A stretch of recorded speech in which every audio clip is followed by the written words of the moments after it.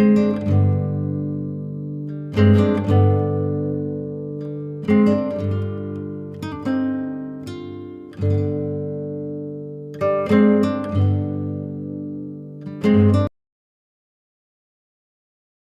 1. You will hear a new student, Tom, talking to a student representative called Rachel about university clubs. You now have 30 seconds to read questions 1 to 4.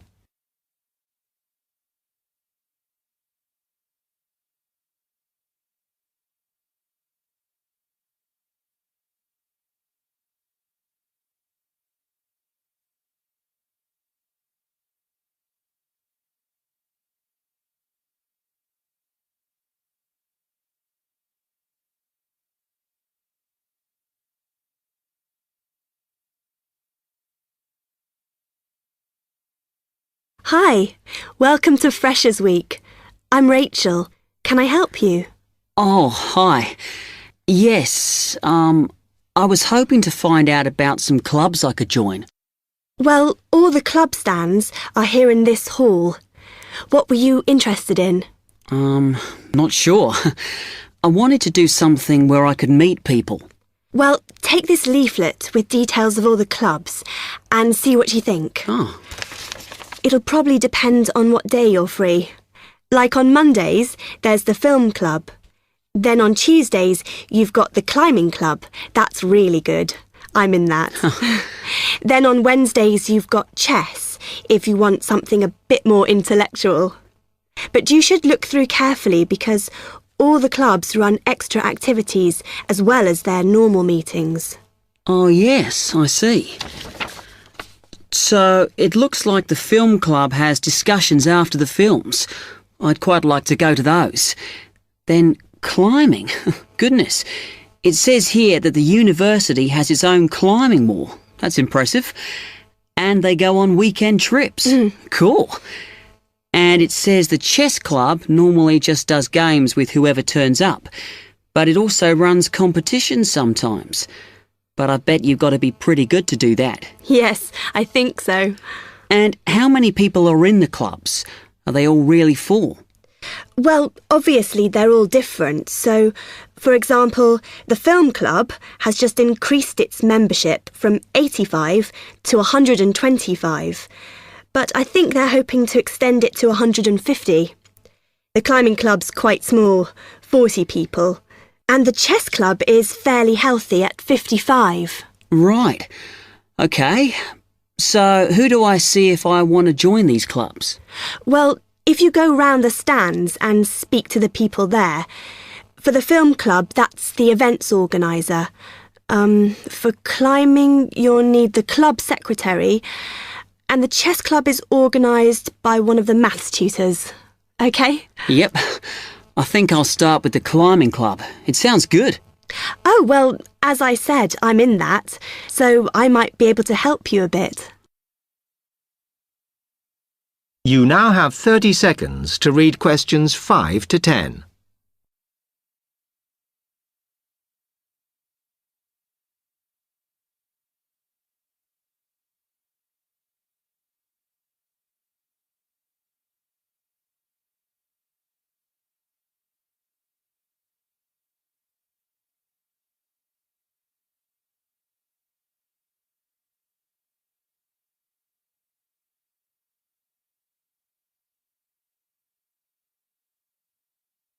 OK. It says in the leaflet that they get together twice a month. Is that right? Yes. Oh, you must join. It's really good fun. We go away quite a bit to North Wales. And every year we have a special excursion, usually to France, which is where we're going this year in the spring. The weather's too unpredictable in the autumn. Wow, that sounds good. But it must cost a lot. Yeah, but we try and save up for it through subscriptions. So rather than having a huge sum to pay in the month we go, we collect those weekly, so it spreads it out. Good idea. I think I'll definitely join. There are quite good benefits you get from joining. I mean, You need that, don't you? And the university clubs normally try and do deals with local businesses, so it's really worth joining. Like in the climbing club, they've got a special arrangement with one of the shops in town. So if you show your card, you can get money off equipment. Don't think the discount extends to clothes, though.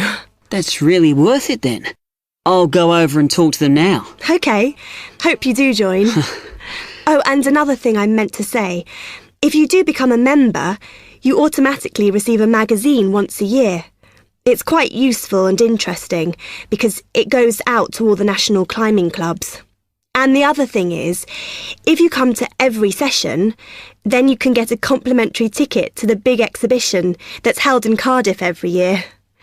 So, hope to see you. Yeah, well, thanks a lot for your help.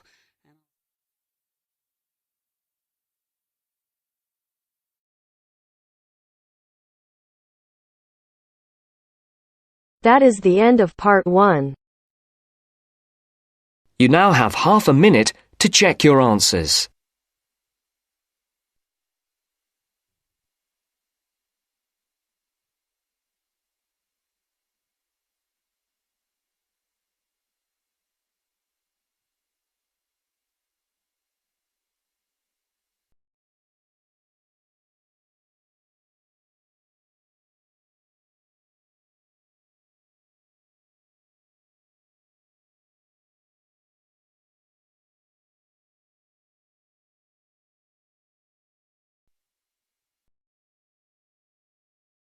Now turns to part 2.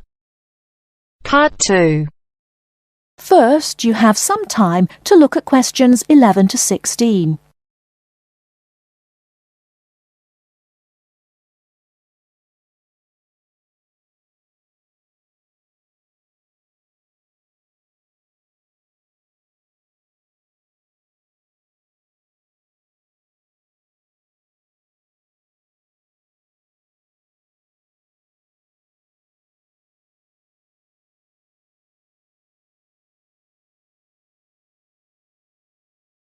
Now, listen carefully and answer questions 11 to 16. Hello, Sue. Fancy meeting you here. It is Sue Johnson, isn't it? Oh, hi, Jill. Must be ages since we've seen each other. What a surprise. How are you? Yes, well, I'm fine. I just got back from 2 years teaching in Hong Kong, actually. Oh, I thought you'd gone into computing or nursing. No, I ended up being a teacher after all. And how about you? Oh, fine. Things are going quite well, in fact. So, what have you been up to over the last 3 years? Working, studying, you know, the usual things. Oh, and I got married last year. Congratulations. Anyone I know? Yeah, you might remember him from our college days. Do you remember Jerry? Jerry Fox? Jerry? Was he the one with the dark hair and beard? No, that was Sam. No, Jerry's got blonde hair and glasses. He's pretty tall. Well, we got married, finally. Great. And where did the wedding take place? Was it here in London? No, in the end, we decided to get married in Scotland. Jerry's parents lived there, so we were married in the small village church with the mountains in the background. Fabulous. Have you got any pictures? Well, funny you should ask. I have actually got a couple here. They're a bit battered because I've been carrying them around in my bag. Oh, never mind. Let's have a look. Oh, don't you look wonderful? Who are those people behind you? Oh, that's my older sister, Clara. Oh, she looks like you. Do you think so? Everyone says that, but we can't see it. Is she married now? Yes, and she's got 3 children, a girl and twin boys as well. Wow, imagine having twins. Look, why don't we have dinner together and catch up on a few things? Would you like to come over one evening? Oh, that'd be lovely. What about next Friday evening? Fine. What time? Shall I come over about 8 o'clock? Oh, come about 7:30. I'm usually home around 6:30, so That'd give me plenty of time to get dinner ready. Oh, fine, and, one last thing. Where do you live? What's the address? Oh, good thinking. Here's my card. The address is on the back. We've got a flat in an old house. We live on the 3rd floor of a large old house. The house has been converted into flats, so when you arrive, you'll need to press the bell, second from the top. The bell second from the top, okay? There's a little intercom arrangement, so I can let you in. Right, okay, see you on Friday then.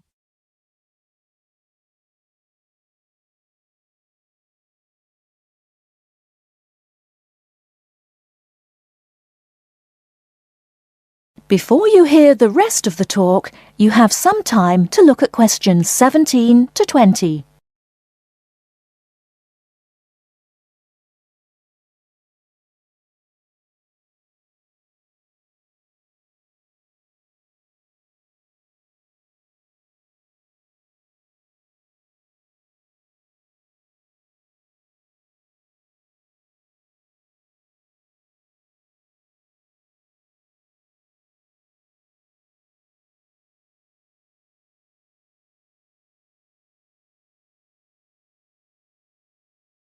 Now listen and answer questions 17 to 20. Welcome, Jill.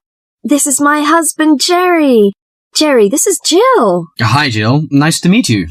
Hi, Jerry. Well, let's come in and take a seat. Sue told me that you've just returned from Hong Kong. Was it a pleasant trip? What kind of city is it? Oh, well, Hong Kong enjoys a reputation for the flourishing business. It has a population of around 6.6 million. Much larger than that of Sydney, right? Sydney has a population of 4 million, I think. Yes, did you enjoy staying there? Well, being a metropolis has advantages. You get the latest films and music. There's always something going on, and there's such a wide variety of different people and cultures that it's difficult to get bored. Of course, all this has its downside. The cost of living is very expensive, and most people cannot afford to go out very often. So although the entertainment is available, you have to have a lot of money to enjoy it. Another problem is, like most big cities, there's a lot of crime. What about the weather? I suppose that it gets a lot of rain. Not always. In summer it's humid, but it's cool and dry in winter. The average temperature in June and July is about 91 degrees Fahrenheit, hotter than here. The best seasons are spring and autumn. They are mild and agreeable. Is there anything you particularly miss of staying there? Yes, the tasty local food is to my liking, especially the seafood. Hong Kong also enjoys the fame of a paradise for shopping, but I'm not very keen on that, you know. I suppose it must be your favourite. Most shopping malls in Hong Kong have longer opening hours than those in Sydney. Some are even open the whole night during the Christmas holidays. Oh, it sounds lovely. I hope I have a chance to travel there. And I can be your tour guide. Yes, that's great.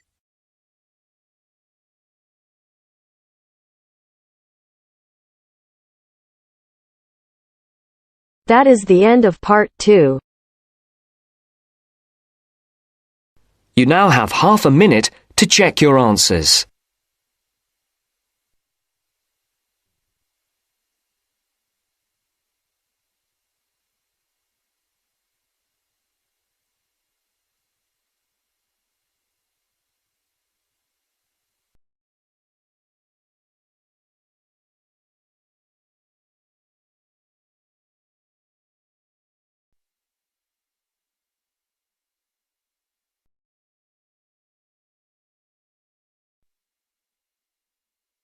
Now turns to part 3.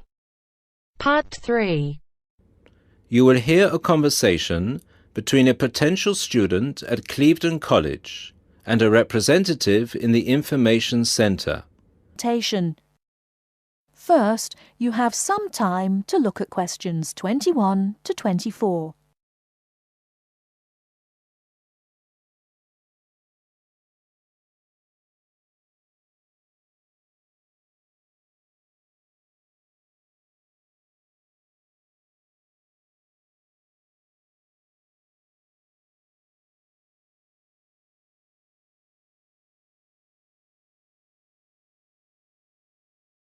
Now, listen carefully and answer questions 21 to 24.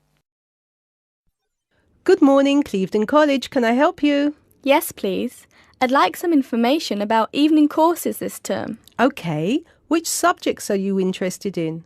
2 subjects, actually. Languages and computer skills. OK. What languages are you interested in? Actually, I'm not sure. I have to fulfill a language requirement for school, but I haven't really decided what language to study. How many language courses do you run each week? We have 2 every night, from Monday to Friday. I'm sorry, but would you mind going through the schedule for me? Which language on which days? Not at all. Monday to Wednesday are modern European languages, French, Spanish, German, Dutch and Polish. Thursday night we offer ancient languages, Latin and ancient Greek. And on Friday we finish off with the Asian languages of Hindi and Bengali. Monday to Wednesday, modern European. Thursday, ancient languages, and Friday, Asian. Can you spell Bengali, please? Yes, it's B-E-N-G-A-L-I. Great. And how much do the courses cost? Each course costs £25 per person per term. But if you want to do 2 language courses, there's a 10% discount, but only if you book for 2 terms. So the 10% discount is if I take 2 courses for 2 terms. Is that right? Right. Before you hear the rest of the talk, you have some time to look at questions 25 to 30.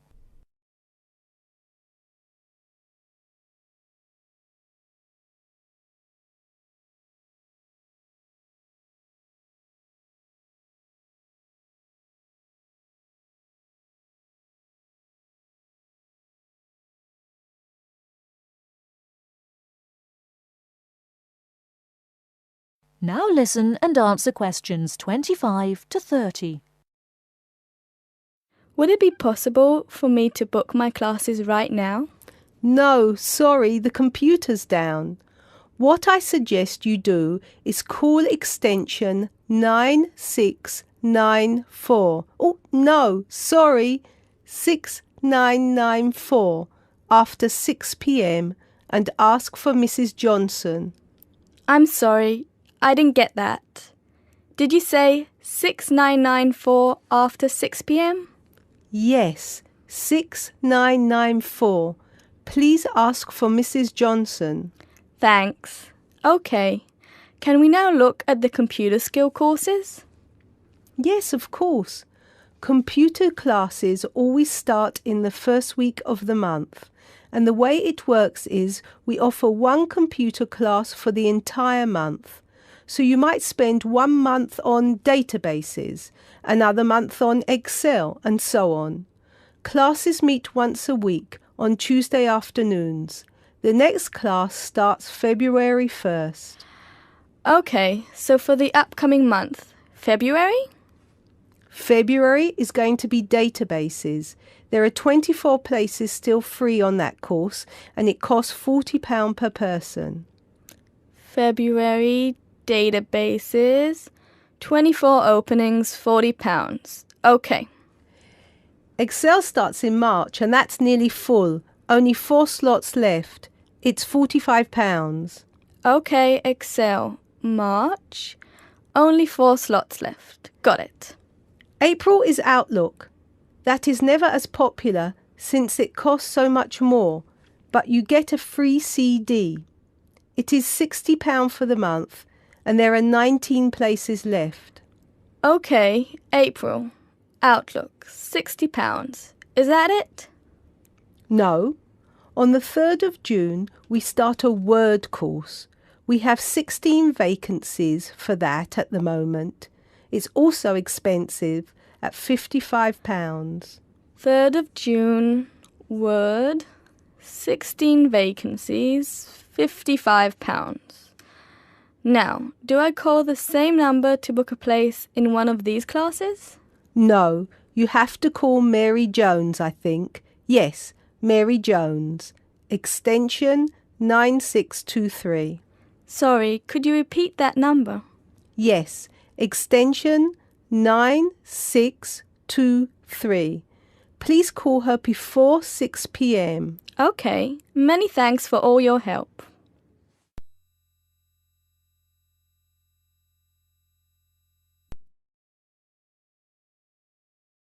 That is the end of part 3. You now have half a minute to check your answers.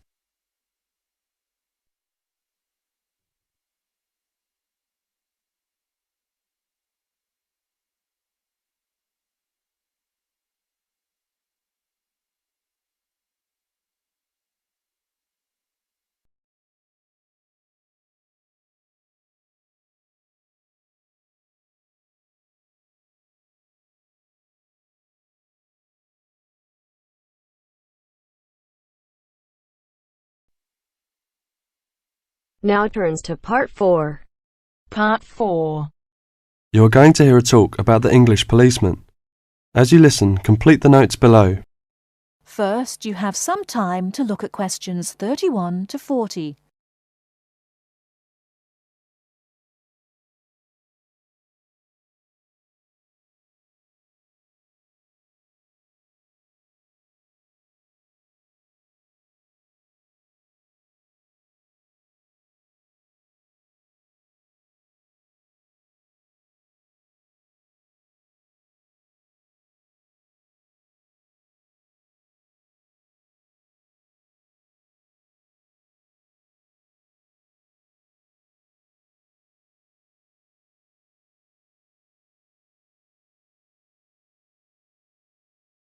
Now listen carefully and answer questions 31 to 40.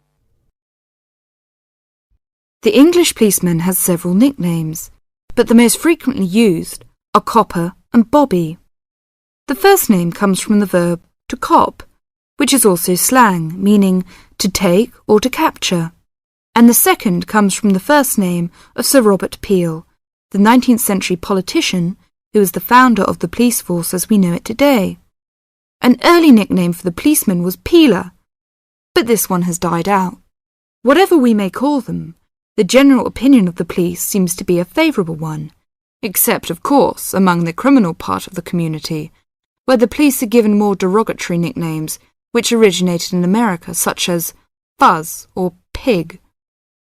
Visitors to England seem nearly always to be very impressed by the English police. It has, in fact, become a standing joke that the visitor to Britain, when asked for his views of the country, will always say, at some point or other, "I think your policemen are wonderful." Well, the British bobby may not always be wonderful, but he is usually a very friendly and helpful sort of character.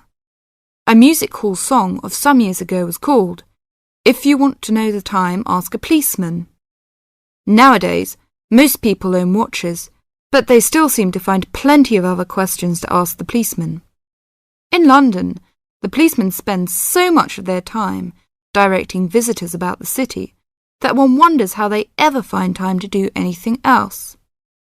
Two things are immediately noticeable to the stranger when he sees an English policeman for the first time. The first is that he does not carry a pistol, and the second is that he wears a very distinctive type of headgear, the policeman's helmet. His helmet, together with his height, enables an English policeman to be seen from a considerable distance, a fact that is not without its usefulness. From time to time it is suggested that the policeman should be given a pistol, and that his helmet should be taken from him. But both these suggestions are resisted by the majority of the public and the police themselves. However, the police have not resisted all changes. Radios, police cars, and even helicopters give them greater mobility now. The policeman's lot is not an enviable one, even in a country which prides itself on being reasonably law-abiding.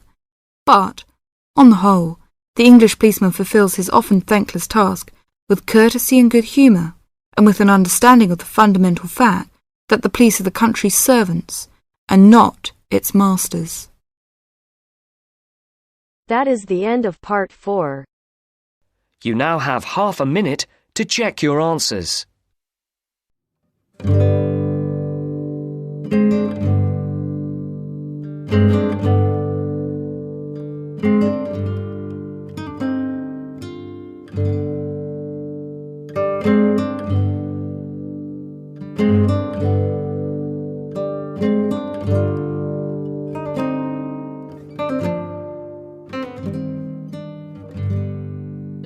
Welcome to our channel. Today in this video I'll discuss with you writing task 1, and the question for today is the graph shows the recycling of glass bottles, and summarize the information by selecting and reporting the main features and make comparisons where relevant. So the graph is showing the recycling of glass bottles, and it has 3 stages: stage 1, stage 2 and stage 3. So we can see that in stage 1 the collection of the bottle and transportation of the bottles take place.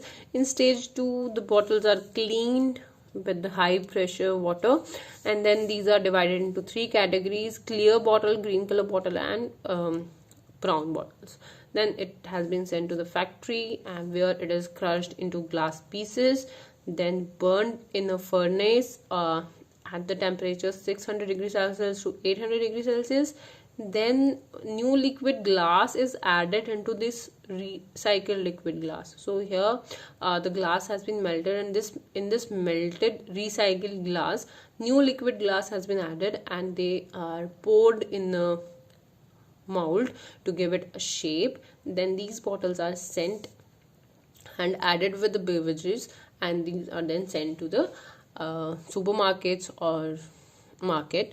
Products are ready from there. These are ready for sale. So let's see how we can write this now. The rendered diagram is the given diagram illustrates the manufacturing of glass bottles by recycling used or wasted glass bottles. Overall, it is conspicuous, means it is clear from the graph that the process is divided into 3 stages, beginning with the collection of wasted glass bottles, recycling these bottles, and ending with the distribution of new products. So the new bottles are then redistributed. Initially, the collection of discarded glass bottles take place at a collection center or at a collection station. Here, the collection of bottles take place. Then after collecting, then the bottles are transported to the recycling center with the help of trucks, or with the help of vehicles, you can write. Okay, with the help of trucks, these are transported to the recycling center. The bottles are then washed with high pressure water to remove dust, and after that separated into 3 categories based on their colors. So here with the high pressure water they are cleaned. They just clean that collected bottles and then are divided into 3 categories: brown, green and clear based on their color. Bottles are transported to a glass factory and crushed into smaller pieces in the next stage. So in the next stage the bottles are transported to the glass factory, and then these are crushed into small pieces in the next stage. After that, those bits are burned into molten glass in a furnace at a considerable temperature of 600 degrees Celsius to 800 degrees Celsius. So here after these pieces are burned in the furnace in the temperature 600 degrees Celsius to 800 degrees Celsius. Then recycled molten glass and new liquid glass are combined and put into a glass mold to give them proper shape. So for shaping them, they combined that molten glass liquid with the new liquid glass. Okay, so they combine both of them and they put that into the mold to give them a proper shaping. Now next, finally, new bottles with beverages are packed. So they add the drinks in the new bottles and they send to the supermarket and transfer to the supermarket for and here products are ready to sale. So this was for today. If you like the video, do hit the like button and subscribe to our channel. I'll meet you in the next video. Till then, bye bye and take care.